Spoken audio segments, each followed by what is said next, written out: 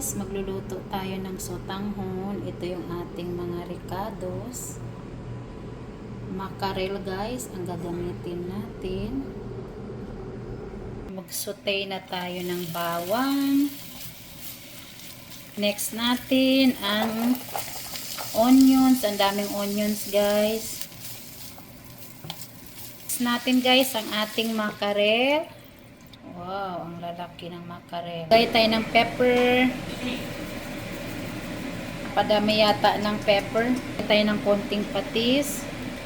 Lagay tayo konting sabaw. Ilagay na natin ang carrots. Lagay na natin ang ating celery. Lagay natin ang ating sotanghon.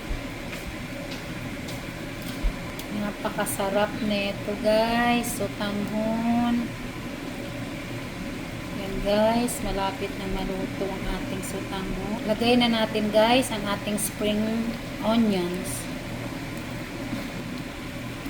Wow guys, ready na to guys. Pwede na tayong kumain guys ng sotanghon. Napakadaming lahok guys. Ayan, meron tayong carrots, saka meron tayong spring onions, at meron tayong celery guys. Pahin ko na din yan ng black pepper, tapos patis.